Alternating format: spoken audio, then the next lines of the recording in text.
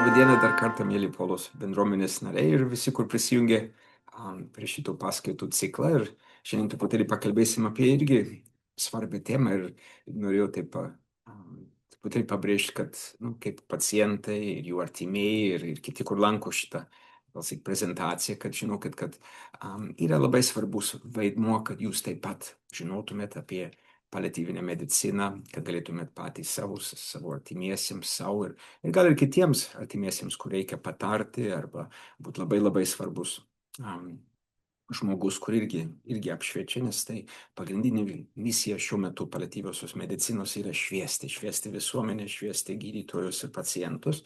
Ir tai jūs labai labai svarbi grandinė ir čia Polos bendruomenės nariai, kad tikrai tokie išskirtiniai kaip ambasadoriai gali būti paliatyviosios medicinos. Tai žinokit, labai svarbu, ką savo galit ir išmokti ir po to ir perduoti kitiems. O šiandien norėsim kalbėti apie tolimesnį paskaitų ciklo eigą, tai yra apie etiką. Ir jeigu galėtumėm, tada to mes persijungsim į trumpą prezentaciją, kur pakomentuosiu ir galėsim kartu pasižiūrėti, kas tai yra. Paliatyvios pagalbos etinės ar etikos svarba ir aspektai. Gerai, tai gal pirmą savo priminti, kad naujoji paliatyvioji medicina tai iš tikrųjų buvo vėl atkurta, atrasta ir pristatyta pasaulio medicinės bendruomenės, tai Cicely Saunders, amerikietis, iš Anglijos, viena, kur buvo socialinė darbuotoja, po to tapo slaugytoja, po to medikė ir įsteigė, buvo tikrai steigėja šitos moderniosios paliatyviosios medicinos. Truputėlį, kaip pamatysim šiandien per paskaitą, kad iš tikrųjų paliatyvi medicina yra tiek pati sena kaip pati medicina. Ir truputėlį taip žvelgsim, bet reikia naujai šitą visą pristatyti ir naujai kreiptis į ligonį, kuris gali būti prie gyvenimo pabaigos, bet kaip žinom dabar paliatyvinė medicina nėra tik tai žmonėms prie gyvenimo pabaigos, bet yra ir ankstyvoji paliatyvioji medicina. Tai nuo kada bet kokią, atsimenat, bet kokią sunkią progresuojančią ligą, kur gali baigti mirtimi, bet duoda simptomų, kad tuo pačiu metu, kada yra gaunamas ir aktyvus gydymas, tai taip pat yra skiriama ir dabar jau pasaulinis standartas ir pasaulio sveikatos organizacijos ir įvairių ir JAV onkologijos draugijos ir mokslinių įstaigų jau priimta ir skelbia, kad nepamirškit, kaip svarbu yra, kad ta paliatyvioji medicina būtų irgi įtraukta padėti pacientams kuo anksčiau ir gali būti net po diagnozės tokios progresuojančios lygos, kur kada jau simptomai atsiranda ir nuo pačios diagnozės metu taikoma ir įrodoma, kad tikrai padeda su simptomais, su simptomų kontrolė, taip pat psichologiškai, taip pat irgi padeda ir geriau kokybę gyventi, kiekvienos dienos kokybę. Taip pat ir net ir sistemai sutaupo pinigus, kiek vėliau pacientas kreipsis. Gal nereikalingai galėjo būti išvengta, kreipsis į ligonį, į priėmimo skyrius, gal bus guldomi net į reanimacijas ir taip panašiai. Daug ką to galima irgi išvengti, arba nereikalingi tyrimai, arba nereikalingi, gal sakyti, chemoterapija ir taip panašiai, kad čia irgi labai apsimoka irgi valstybei ir visuomeniai, kad ta paliatyvioji medicina augtų ir apie ją žinotų daugiau ir daugiau. Tai tai daktarė Cicely Saunders, kur iš tikrųjų irgi buvo Lietuvoje, Kaune apsilankė, tai gal sakyti, ji matė, kad tas labai svarbus, gal sakyti, motivacija, kad būtų irgi duomenimis pagrįsta specialybė, kad tikrai, kad kalbėtumėm, kas tikrai veikia, padėti paliatyviems pacientams, simptomų malšinimo, viską, kad nebūtų tik vienas galvoja vienaip, kitas kitaip, ar vienas profesorius taip sako, ar kitas taip, bet tikrai turime duomenys iš tyrimų, iš mokslinių tyrimų, statistiškai apribuota, išanalizuota, kad tikrai galim sakyti, kad tikrai žinom, kad vienas dalykas veikia, kitas ne tiek, arba kad tikrai apsimoka veikti taip arba ne taip. Ir tas vadinasi tas mokslinis pagrindas, ar ne, ir kad tai yra labai svarbus tada ir patikimumo, kodėl paliatyvinė medicina irgi įrodymas, kiek ir kaip jį veikia. Tai žinom, kad tai irgi yra svarbu, kada norime pritraukti irgi finansavimą, ar ne, kad tada turim kažką parodyti, kodėl verta, kodėl apsimoka. Pavyzdžiui, jeigu, skausmas nuimamas 50% geriau vienu vaistu arba vienu metodu, tada apsimoka investuoti arba įvesti tą vaistą. Tai už tai labai svarbu irgi, gal čia irgi svarbi etinė, etinis dalykas irgi yra, kad jos praktika irgi būtų moksliškai pagrįsta, nes tas irgi pritraukia finansavimo, kad tada galėtų pasiekti jos laimėjimai, skausmo malšinimas, simptomų kontrolė pasiektų kuo daugiau žmonių, ar ne, kad nebūtų tik tai žmonėms, kurie gali tik susimokėti arba kad reikia ten papildomai finansavimų ieškoti, bet kad irgi valstybės būtų interesuotus į savo sveikatos programas irgi įtraukti daugiau ir daugiau metodus gydymo ir skausmo malšinimo, paliatyvinė medicina, kad irgi yra pagrįsta irgi net ekonomiškai, nesąnaudų išlaidom. Taip, tai labai, gal sakyt, moksliškai faktais įsivaizduoju ir žiūrėjau, kad va, čia yra tokia ateitis, kaip reikia pagrįsti, ne, pagrįsti ir po to irgi ateis tas ir finansavimas po to. Tai už tai jos įsteigtas hospisas, tai labai svarbi šaka, tai irgi yra tyrinėjimai, ar ne, kad apklausos tai panašiai. Ir kas yra svarbu, kad jį vėl pristatė tą Hipokrato, kaip matoma, ten parašyta priesaikos dalis, kad niekam, kas to prašo, neduosim mirtinų nuodų ar kažką tokio, kad pagreitintumėm, ar sukeltumėm mirtį, ar ne. Tai čia toks vienas iš esminių Hipokrato priesaikos teiginių, iš kurių, jeigu pagalvotumėm, iš tikrųjų buvo didelis variklis visai medicinos istorijai. Tas Hipokratas maždaug 4 amžiaus prieš Kristų, tai maždaug beveik 2,5 tūkstančių metų atgal. Medikai norėjo kaip profesija, gal sakyti, atsiskirti nuo kitų žmonių, kur gal padeda, arba bando padėti, arba galvoja, kaip padėti ligonėms, arba kenčiantiems, ir tą įeina irgi, aišku, mirštančius žmonės, kad, kaip čia atsiskirti, kad žmonės žinotumėm, ką mes darom ir kaip mes darom. Tai paskelbė, surašė tokį etikos kodeksą.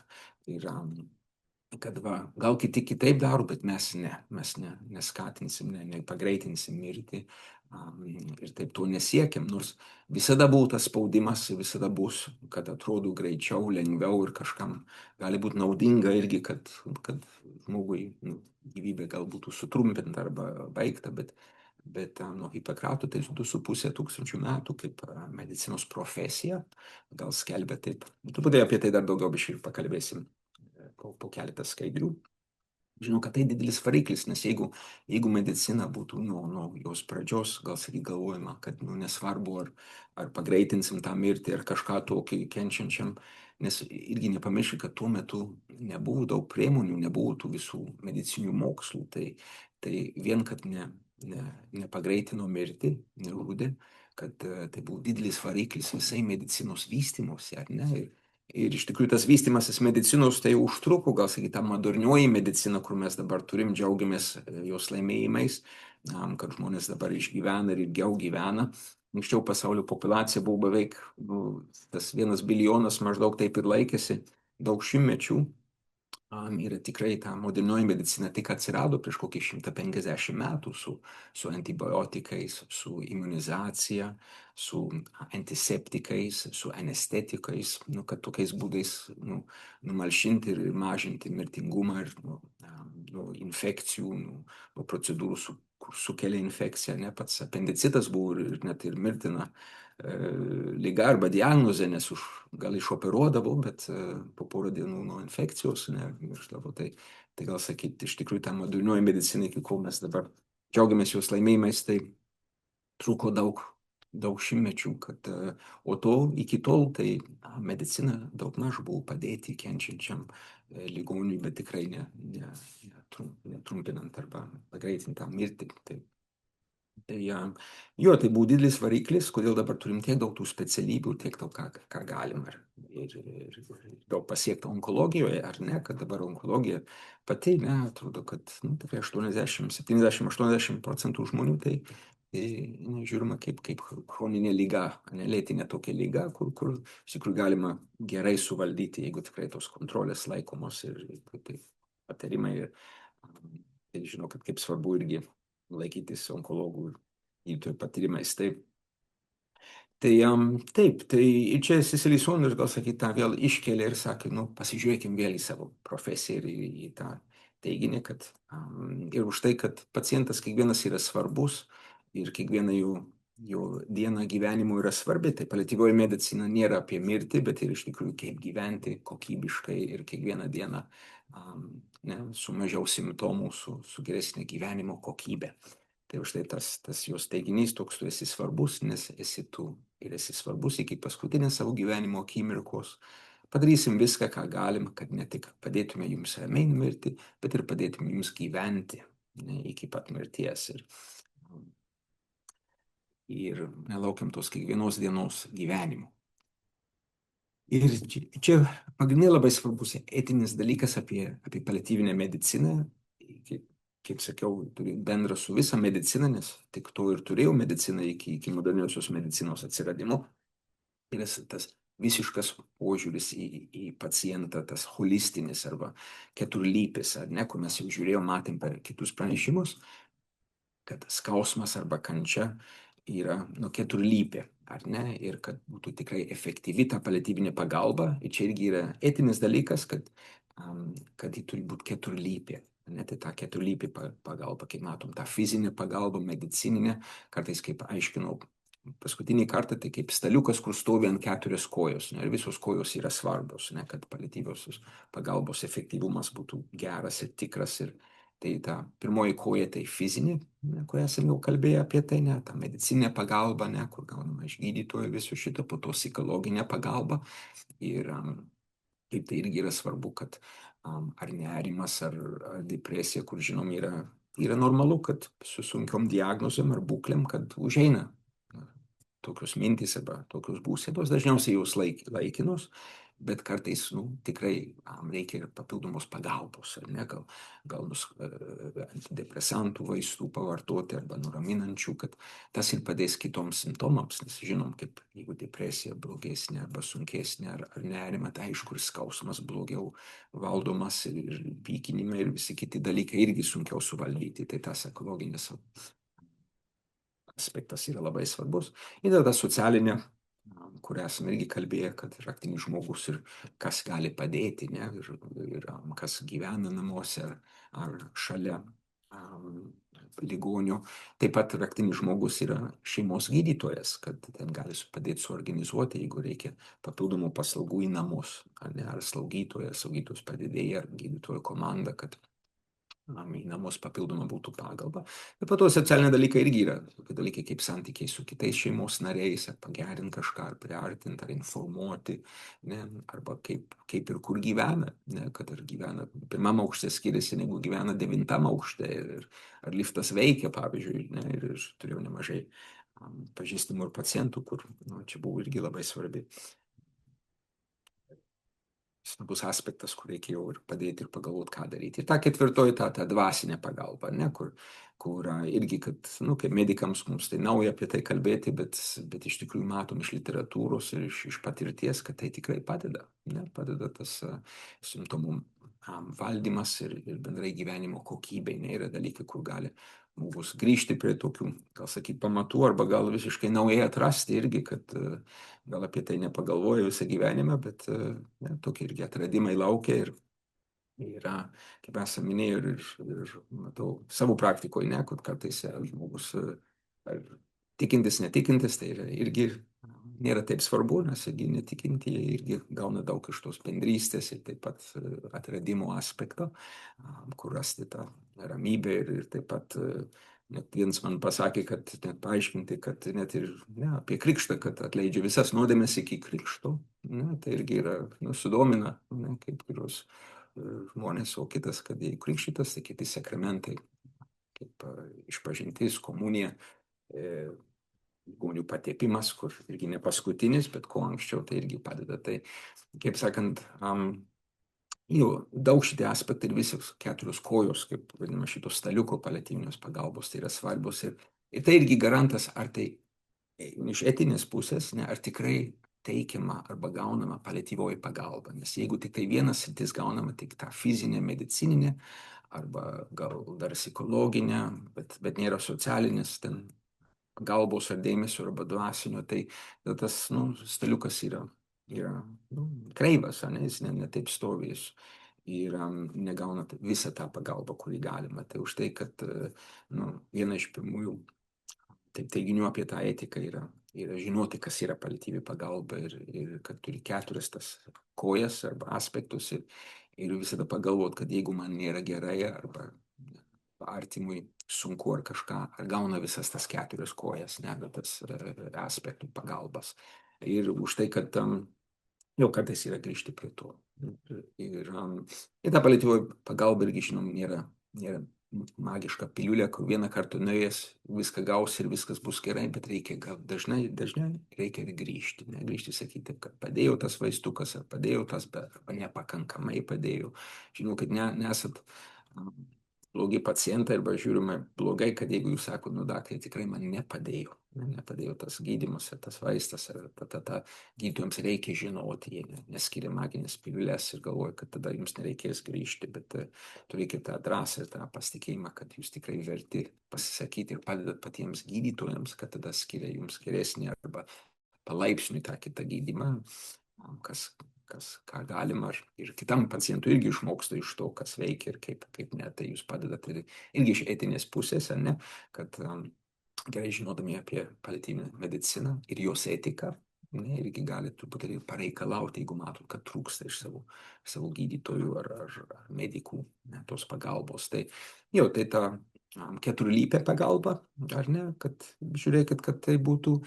Ir nepamirškit, kad taip, žinom, kad yra ta kreivė, kaip žmonės reaguoja į tos sunkias diagnozes arba būsenas ir jos yra trumpalaikės paprastai, bet kaip minėjau, iš tos psichologinės pusės kartais reikia pagalbos. Tai irgi turėti šitą kreivę, kad būna tos fazės, ar ne, kad pirmą dažnai šokas arba neįgymas išgirsti, kad sunkia diagnozė ar būklė, ne, po to pyktis, tai kodėl man, tai žinai, kas kaltas, tai panašiai ieškoma, arba kartais ir ant kitų, ir ant šeimos narių, arba gydytojų, ar ant dievų galima taip supykti, ne, po to dėrybos, derinimasis, ne, kartais ir depresija, po to ne visos šitos stadijos būtinos, kad tai bus išgyventos, bet tai maždaug iš studijų ta Kubler-Ross auksas ir po to priėmimas, kur yra toks jau susitaikymas ir tada gyvenimas, ir tada gyvenimo kokybė irgi gerėja ir eina pirmin. Tai kartais žinokit, kad kokioj fazėj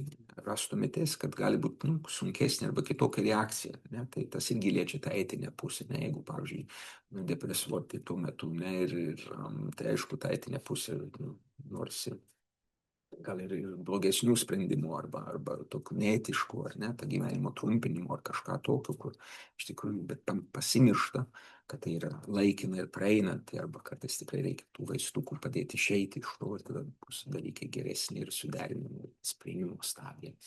Tai čia ir savo, ir kitiems, ir kartais medikams irgi reikia paminėti, kad gali būti.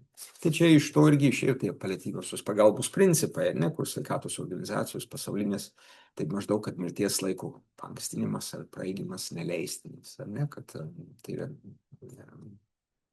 padėti gyventi, bet gerbti mirtį kaip natūralų procesą, skausmo ir kitų simptomų palengvinimas, psichologinių dvasinių pacientų problemų sprendimas, kaip sakė, yra tie kiti aspektai. Pagalba turi lydėti pacientą visą ligos laikotarpį, ar ne, kad čia ne tik irgi gyvenimo pabaigos ar jos, bet ir kuo anksčiau ir metai, 2 metų prieš gal kokią kalbą apie gyvenimo pabaigą gali būti puikiai teikiama ir pritaikoma ta paliatyvinė pagalba, kad jau yra diagnozė ir simptomai. Pamirškit to ir priminti savo gydytojams, ne, jeigu reikia, ne. Komandinis darbas, ar ne, kad iš tų 4 aspektų tai susidaro komanda, kur jums padeda, ne, tai ir psichologai, ir kineziterapeutai, ir medikai, ir slaugytojai, ir psichologai, ir dvasininkai, ir dvasiniai asistentai. Orientacija gyvenimo kokybė, ar ne, kad jūs tikrai verti ir tikrai savo galite šito prašyti, nejauskite, nebūkite tylus dėl šito, ne. Priežiūra padedama nuo ligos diagnozavimo dienos, kalbėjom, ne. Pagalba irgi šeimai, netekties laikotarpiu. Ir taip pat ir šeimai tai yra pagalba, ne, kad žinokit, kad taip pat gali kreiptis ir prašyti, ką man daryti, kur kreiptis, ir poliklinikos, ir visur galima irgi taip gal papildomai psichologinę pagalbą, ir socialinių darbuotojų pagalbą, ir taip panašiai. Ne. Ir taip pat pačių, kurie teikia tą paliatyvų pagalbą, tai iš tų principų tai 10 ten komandos narių palaikymas, kad taip pat irgi, taip pat dirbant komandoje, tai reikia vienas kitam padėti ir prašyti pagalbos, kad jau matom ar savo, ar kitam tas būtų naudinga.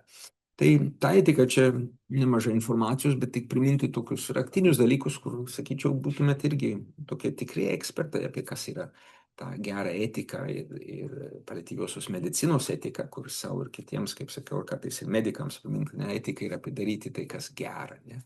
Ir kaip, ne, tai yra trilypis, ne, ir kodėl yra tikslis, ir prie to prieisime. Tai pirma, priminti ir savo, ir kitiems, kad profesija, ne, medicinos profesija tai specializuota žinių ir mokslų derinys, kur paslaugų teikimas visuomeniai gali būti traktuojamas kaip moralinė pareiga, ne, ir turėtų būti vadovaujama profesinė etika. Ir iš žodžių profesijų, latiniškai tai reiškia, angliškai lengviau supranta, to profess, ne, tai reiškia skelbti. Ir skelbti ką? Skelbti kažką, ne? Nes šiaip tai nėra tuščias veiksmažodis, bet skelbti ką? Skelbti turi kažkokią misiją skelbti, ar ne?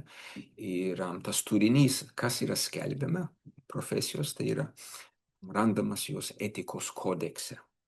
Tai čia kaip taip sujungiam profesiją, kas yra į profesiją, į skelbia kažką, o ką jį skelbia, koks turinys, tai yra randamas jos etikos kodeksuose. Tai ir už tai profesijoms reikia tą tikrą savarankiškumą. Jie negali būti visiškai valdomi politiniams, ideologiniams, ekonominiams interesams. Pavyzdžiui, ar vien valstybės, ar ne. Tai už tai yra tarptautinis etinis kodeksai ir eina per visą žmonijos istoriją, ne 2,5 tūkstančių metų turim Hipokratą, nesvarbu, kas valdžioja, arba kas, kokia ideologija vyrauja, arba kokie ekonominiai aspektai tuo metu ir vienu metu svarbu, ar kur gyventum, ar turtingoje šalyje, ar vargingai šalyje, ne, tai etikos kodeksas ir kad tai yra, ir duoda tą tikrą savarankiškumą ir nesako, kad viskas priklauso ekonominių pavyzdžių, ar ne, dėsnių arba resursų.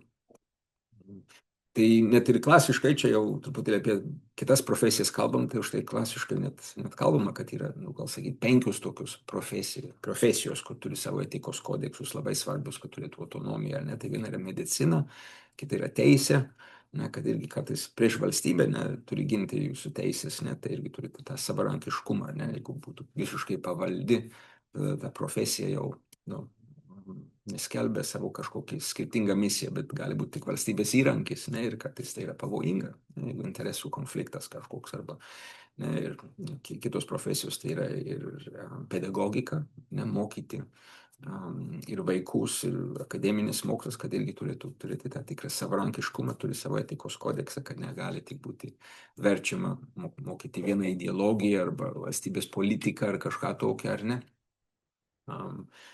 Kitos dar sritys tai yra žurnalizmas. Žurnalizmas irgi turi turėti savo savarankiškumą, negali būti tik tai propagandos įrankis.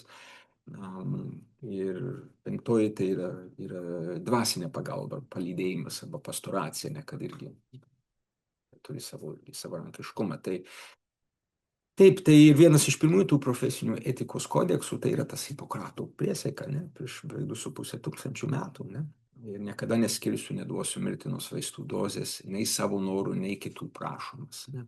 Ir visuomet, kaip minėjau, buvo tas spaudimas, ar nebūtų greičiau, lengviau, ekonomiškiau arba kažkokiam idealams tinka, kad vienas ar kitas baigtų gyvenimą greičiau arba trumpiau.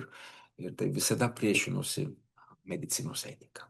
Ne? Kad ne ir ne. Ir kaip žinom, istorijoje buvo visokie valdininkai, visokie politikai, visokie ideologijos, kur gal vyravo, kad ir tai truputėlį apie tai ir pakalbėsim kitą skaidrę, bet pats ta etika, kaip sakiau, yra trilypė, tai ta trilypiškumas tai yra moralinio veiksmo analizė, kur iš tikrųjų yra senovės iš net Aristotelio filosofijos, bet taip pat naudojama šiandien teisės saugoje, pavyzdžiui, teismai irgi analizuoja, čia etiškai buvo elgiamasi ar ne, komitetai, iš tikrųjų taip net ir sąžinė veikia, teismai net karo nusikaltimai, taip irgi saugoja tą profesijų autonomiją ir tai yra analizuoti kiekvieną veiksmą, kad jo gerumas yra trilypis, turi būti gera intencija, geras veiksmas ir geras aplinkybės. Ne, tai toks trys intencija, veiksmas ir aplinkybės. Kad tikrai būtų geras veiksmas ir tas tikslis yra, kad turi būti ir geras veiksmas ir tada geri žmonės iš to, ne tas, kuris veikia ir tam, kuris buvo veikiamas, ne, kuriam buvo padėta arba kažką padaryta, ne, tai veikėjų ir tam, kuris gavo iš to veiksmo. Tai tas trys lypis yra, kad pats veiksmas būtų geras ir veikėjas ir tas, kuris tas veiksmas buvo daromas irgi gera. Tai atsiminti, aš kaip kartais kalbu su medikais ir su studentais, tai tikrai toks paprastas dalykas žiūrėti į etiką, jos analizė trilypė, intencija, veiksmas ir aplinkybės labai padeda išanalizuoti, ar veiksmas geras, ar ieškoti kito veiksmo, nepasiūlyto. Ir čia irgi liaudės net ir išmintis, ne, iš karto, ne, kad nežinau, intencija neįgalioja arba nepateisina priemonės, ne, arba atvirkščiai, ne, kad vien turi gerą intenciją, negali bet kokiam priemonėm siekti, ne, svarbu, kad tas veiksmas arba kad tas sakymas aplinkybės neleidžia, ar ne, tai čia ir liaudės išmintis, ne, kyla iš tos pačios, ne, kad žiūrime intenciją, veiksmai, kas yra daroma konkrečiai ir aplinkybės, ne. Ir tai, kas yra svarbu, kad gydytojas pirmą turi saugoti paciento geriausius interesus. Ir tas yra toks, gal sakyti, dalykas, kur turi būti gerai atsparus bet kokiam kitam spaudimui, ideologiniam, politiniam, ekonominiam ir taip toliau. Ir kartais jo iš pacientų gali būti, kad aš noriu, ką aš noriu, arba taip atrodo sveikatą, arba gyvybę, arba yra kaip prekė, kur čia, ne, tai tada gydytojas remiasi irgi savo etikos kodeksu, ne, kad klausyk, jau 2,5 tūkstančių metų mes šitai praktikuojam, nori tą dalyką, kur, gal sakyt, nesuderinta su medicinos etika, ne, tai mes to neteikiam, ne, arba tada žmogus irgi laisvas eiti ieškoti kitur pas kitą, tai kas nebūtų mediciniškai etiška, ne, bet privalo, kad gydytojai tą pristatytų. Nors kartais, tai kaip sakiau, spaudimas yra iš ekonominės pusės, tai aš jums sumokėsiu, arba tam yra finansavimas, ar politinės, ar ideologinės pusės, ar ne, kad va įstatymas to leidžia, liepia, arba kažką tokio, nes gali būti tie blogi įstatymai, ar ne, tai už tai vėl medicinos etika yra tas irgi saugiklis pacientams, kad tikrai medikai dirbtų pacientų pirmą, ne, svarbiausius interesus, ne, tas santykis yra neperlaužamas, neįterpiamas kažkokių kitų dalykų, kitų interesų. Ne, tai už tai kaip gerai žinot, kaip pacientai, ne, kad medicinos etika irgi yra jums saugiklis, turėtų jums padėti ir žinoti, kad medikai gerai rinktųsi jūsų naudą ir jūsų geriausiams interesams. Ir paliatyvioji medicina yra iš to. Tai čia irgi padeda, kad gydytojai irgi suprastų geriau savo tą profesinį pašaukimą, ne, kad tai nėra daryti bet ką, bet kaip, ar būtų įtakomojami kitų faktorių, bet turi tą, ką skelbia, ne, tą jos misiją, ne, skelbti visuomeniai ir tą pagal etikos kodeksą ir tai kartais reikia irgi priminti gydytojams, o kaip jums su medicinos etika, ir žinoti, kad turi tokį didžiulį paveldą, kur praktikuoti dabar ir toliau, kur atskiria jos nuo kitų grupų visuomenėje ir už tai verta pagarbos ir toks tos tikros autonomijos. Ne? Ir kartais, jeigu blogi sprendimai, arba gali būti medicinė, reikia galvoti out of the box angliškai, ne, arba kitaip, ne, arba surasti kitą sprendimą, kitą veikimo būdą. Ir tikrai yra randami. Kartais jie nelengviausi, bet tikrai gali būti labai geri. Ir tai už tai, ne, irgi dabar nagrinama nemažai literatūroje, ne, kad tas medikų pagalba mirčiai arba suicidui, ne, kurie tikrai problema, ne, praeito šimtmečio, ne, paliatyvioji medicina yra kaip tik jos sprendimas, ne, geras, kaip to tikrai nereikia, bet reikia daugiau paliatyvinės pagalbos, tai už tai, pasakyti, mintis apie tą pagalbą mirčiai ar eutanazijai kažką iš tikrųjų yra šauksmas, ne, gal daugiau pagalbos reikalinga, tikrai yra randama paliatyvioji pagalba ir jos jos kokybiškoj pagalboj, tai reiškia, ne, tai būtų keturlypė, kaip minėjau, ne, kad gal palaipsniui, ne, kad iš pirmo karto nuskausminimas nepavyko, reikia grįžti, reikia eiti kitais laipteliais ar kitom procedūrom ir taip ir toliau gauti geriausius jos rezultatus. Tai už tai kokybiškoji paliatyvioji pagalba yra etiška pagalba. Ne? Tai vienas dalykas yra paliatyvioji pagalba, ne? Ir tada, kad kokybiškai būtų teikiama, ne? Pilnavertiška, keturlypė. Ne? Ir yra moralinis imperatyvas ne? Medicinoje ir visuomeniai, kad būtų teikiama tokia pagalba, o negalvojama, kad kitaip yra geriau. Ir kad, kaip žinom, kad ta pagalba yra kokybiška, prie to prieisim, bet tai už tai labai svarbu prie visuotinės sveikatos irgi apsaugos, kad būtų pasiekiama ir taip ir konkrečius asmenų poreikius integruotai į tą sveikatos paslaugas, sistemos paslaugas, grindžiama asmens apibrėžta gyvenimo kokybė, jos psichinio, socialinio, dvasinio gyvenimo kokybė. Ir kaip žinome, kad ta kokybė yra pasiekima, tai labai geras įrankis, ir tai, ką truputėlį jau nuo Cecily Saunders laikų yra, kad reikia mums paklausti pacientų. Tai jūs pacientai esate geriausi ekspertai, ne, ar ta paliatyvioji pagalba yra pakankamai gera ar ne. Tai žinokit, tai, kad jeigu ne, tai grįžkit, prašykit daugiau sekančių dalykų arba iš tų kitų trijų lypių dalykų, kažką tokio. Ir už tai turėtų būti ir po truputėlį auga Lietuvoje, kad irgi vyksta klausimynai, ne, kaip ateinat pas gydytoją, kur ar į stacionarą, ar pas gydytoją, kad klausė, įvertinkit, arba gydytojas klausė, taip tiesiog įvertinkit jūsų skausmą nuo 0 iki 10. Atsimenat, praeitą pranešimą kalbėjom apie tai.